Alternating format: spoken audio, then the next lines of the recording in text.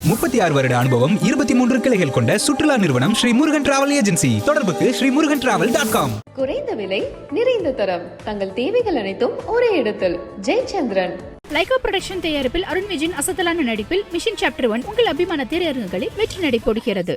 தூரத்து இடிமுழக்கம் அப்படின்னு ஒரு படம் மெட்ராஸ் சினிலேவில் டப்பிங்கு.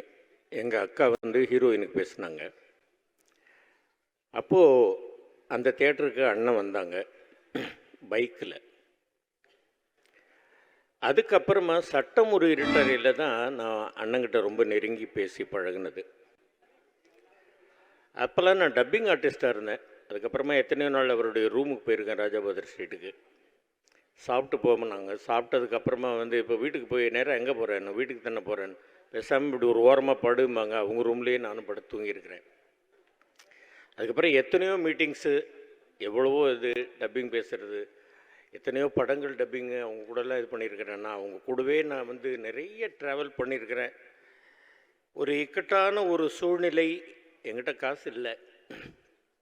அந்த நேரத்தில் என்னை KN காளை அப்படின்னு இருந்தவங்க, அவங்க தான் கூட்டிகிட்டு போயிட்டு நடிகர் சங்கத்தில் சேரணும்னு நான் கேட்டப்போ அண்ணங்கிட்ட கூட்டிகிட்டு போய் அண்ணன் தலைவராக இருந்தாங்க. என்கிட்ட பணம் இல்லை, கொஞ்சம்தான் இருக்குன்னு. சரி கொடுத்துருங்க காளை என்னன்னு சொல்லிவிட்டு நான் பார்த்துக்கிறேன் அப்படின்னாங்க. மீதி அவங்க தான் கட்டியிருப்பாங்க. இது இருக்குது அண்ணன் கையெழுத்து போட்டு கொடுத்த கார்டு. இன்றைக்கி வரைக்கும் நான் இதை பொக்கிஷமாக நான் பாக்கெட்டில் வச்சுக்கிட்டே இருக்கிறேன். ஒன்றும் எல்லாரும் சொல்கிற மாதிரி தான், ரொம்ப வெள்ளந்தியான ஒரு மனம், யாருக்கும் ஒரு தீங்கு நினைக்காத ஒரு எண்ணம், எல்லாரும் நல்லா இருக்கணும் அப்படின்ற ஒரே குறிக்கோள். இவ்வளவுதான், வேறு ஒன்றும் எனக்கு அண்ணனை பற்றி சொல்கிறது தெரியல. சாப்பாடு நான் எல்லா ஃபங்க்ஷன்லேயும் சொல்கிற மாதிரி அவர் எனக்கு அண்ணன் மட்டும் இல்லை, என்னை சாப்பிட வைத்து அழகு பார்த்த தாய் அப்படின்னு நான் சொல்கிறேன். அம்மா அப்படின்னு தான் சொல்லுவேன் நான் அவரை. 4 லைன் அது மட்டும் நான் சொல்கிறேன் அண்ணனை பற்றி. பழைய பாட்டு தான். எவ்வளவோ பேசணும் அப்படின்னு சொல்கிறது தோணலை, என்ன சொல்கிறதுன்னு தெரியல.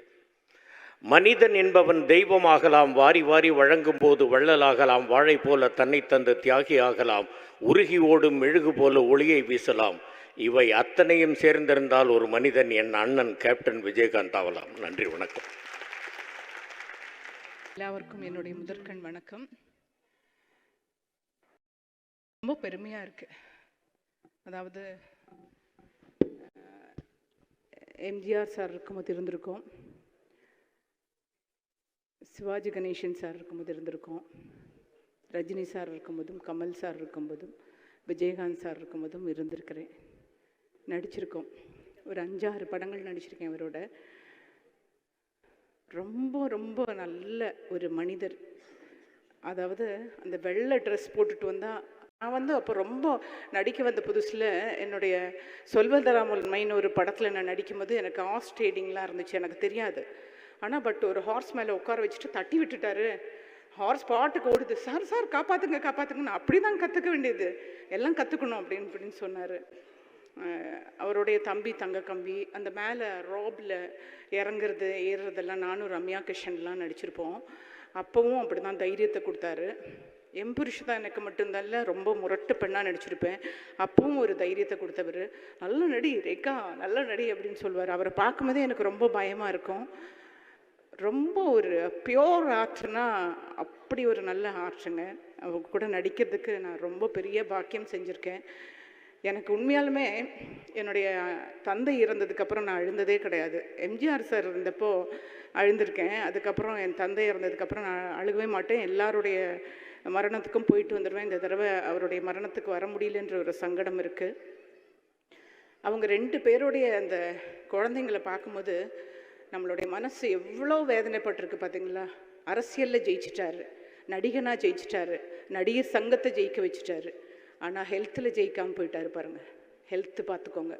ஹெல்த்து தான் ரொம்ப இம்பார்ட்டன்ட். எல்லார்கிட்டையும் சொல்கிறேன், எல்லார்கிட்டையுமே சொல்கிறேங்க, ஹெல்த் ரொம்ப நல்லா பார்த்துக்கோங்க.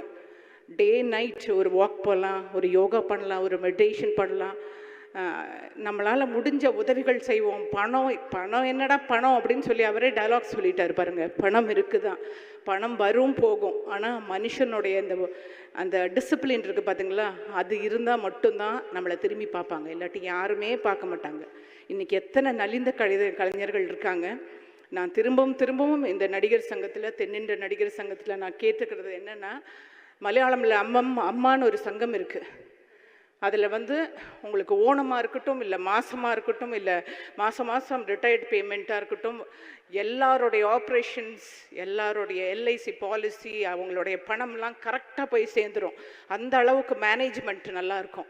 இங்கேயும் சொல்கிறேன், நமக்கு இருக்கிற இந்த கருத்து வேறுபாடுகள் எல்லாம் மாற்றி வச்சுட்டு நம்மளுடைய நடிகர் சங்கத்தை ஃபஸ்ட்டு நம்ம அதை கட்டி அந்த பில்டிங்கை ஓப்பன் பண்ணும்போது தான் அவருடைய ஆத்மா சாந்தி அடையும்.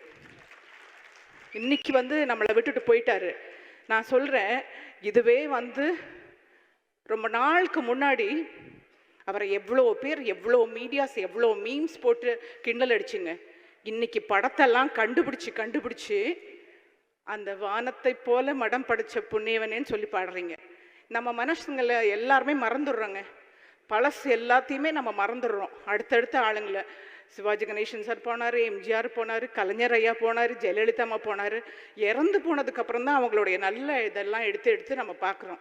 இருக்கும்போதே தலையில் தூக்கி வச்சு கொண்டாடுங்க, இருக்கும்போதே கொண்டாடுங்க. நம்ம அப்பா அம்மாவையும் சேர்த்து தான் சொல்கிறேன், இருக்கும்போதே தலையில் தூக்கி வச்சு கொண்டாடுங்க. சீக்கிரமாக நடிகர் சங்கத்தை உண்டாக்குங்க. அவருடைய பேர் கண்டிப்பாக நடிகர் சங்கத்தில் வைக்குவார்ன்ற நம்பிக்கை இருக்குது. என்னுடைய கோரிக்கையை திரு நாசர் அவர்களும் திரு விஷால் அவர்களும் கார்த்திக் அவர்களும் செய்வார்கள்ன்ற நம்பிக்கை இருக்குது. நிறைய உள்ள வேதனைகள் இருக்குது எனக்கு அதில். ஏன்னா நிறைய ரெண்டாக பிரிஞ்சு போனதுக்கப்புறம் எவ்வளோ எலெக்ஷன், எவ்வளோ நாள், அதுக்கப்புறம் கொரோனா வந்துச்சு, ஃப்ளட் வந்துச்சு, நிறையா கஷ்டப்பட்டுட்டோம். இந்த மாதிரி ஒரு லீடர், இந்த மாதிரி ஒரு கேப்டன்ஷிப் இருந்துச்சுன்னா நமக்கு எவ்வளோ ஒரு தைரியம் இருந்துச்சு. இனிமேல் யாருங்க இருக்காங்க? இப்போ எல்லாருக்குமே நம்மளே இறந்து போனால் கூட 4-8 பேர் பார்க்குறதுக்கு யாருமே இருக்க மாட்டாங்க. அவருடைய கூட்டத்தை பாருங்கள். இன்றைக்கும் ஆராதனை பண்ணி பூ போட்டு அவருக்கு மெழுகுத்திரி கொளுத்துட்டு போகிறாங்க. இன்றைக்கும் எத்தனை பேருக்கு பிரியாணி போடுறாங்க அந்த குழந்தைங்க. சம்பாதிக்கிறது பெருசு இல்லைங்க, கொடுத்து பழகுங்க. அதே மாதிரி ஹெல்த்து பார்த்துக்கோங்க. அது மட்டும்தான் என்னுடைய நடிகர் சங்கமாக இருக்கிறனால சொல்கிறேன். நலிந்த கலைஞர்கள் அப்படியே நடந்து வயசானவங்க இப்படி போகும்போது மனசுக்கு ரொம்ப கவலையாக இருக்குது. எல்லாரும் ரொம்ப ஹெல்த்தாக இருக்கணும். ஹெல்த்தியாக இருந்தால் மட்டும்தான் ஹெல்த் இஸ் வெல்த் அப்படின்னு சொல்லுவாங்க. ஹெல்த் இல்லைன்னா அவங்களை அப்படியே கருவேப்பிலை மாதிரி தூக்கி போட்டுருவாங்க. ஹீரோயின்ஸாக இருந்தாலும் தான் சொல்கிறேன். அப்புறம் யாரும் வரலையேன்றத குத்தத்தை சொல்லி காமிச்சிட்டே இருக்கீங்கல்ல, அந்த சொல்கிற நேரத்துக்கு ஒரு 5 நிமிஷம் ப்ரே பண்ணலாம். யாரும் வராதவங்களை பற்றி ஏன் நினைக்கிறீங்க? வராதவங்க வீட்டுக்குள்ளே இருந்து எப்படி அழுகிறாங்களோ, அவர் மேலே எவ்வளோ மரியாதை வச்சுருக்காங்கன்னு யாருக்கு தெரியும்? வந்தவங்களை பார்த்து ரதா ரவி அண்ணா ஒரு தடவை சொன்னார், நம்ம ஒரு கல்யாணத்துக்கு போனால் கூட அந்த கல்யாணத்தில் வாங்க வாங்க எப்படி இருக்கீங்க அப்படின்னு சொல்லுவாங்களாம். அதுக்கப்புறம் என்ன வீட்டில் யாரும் வரலையா? ஏன்டா நான் வந்திருக்கேன், என்ன கேட்க மாட்டேங்கிறன்ற மாதிரி. வந்தவங்களை பாருங்கள் எவ்வளோ பேர் வந்திருக்கீங்க.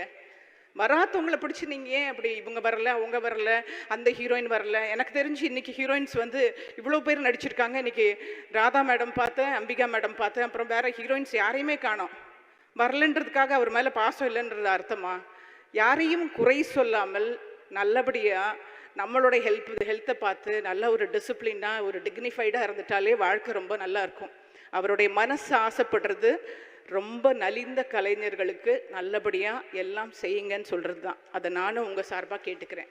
அவருடைய ஆத்மா சாந்தி அடையணும். Thank you producers. 36 வருட அனுபவம், 23 கிளைகள் கொண்ட சுற்றுலா நிறுவனம் ஸ்ரீ முருகன் டிராவல் ஏஜென்சி. தொடர்புக்கு SreeMuruganTravel.com. குறைந்த விலை, நிறைந்த தரம், தங்கள் தேவைகள் அனைத்தும் ஒரே இடத்தில். ஜெயச்சந்திரன். லைகா புரொடக்ஷன் தயாரிப்பில் அருண் விஜயின் அசத்தலான நடிப்பில் மிஷன் சாப்டர் 1 உங்கள் அபிமான திரையரங்குகளில் வெற்றி நடை போடுகிறது.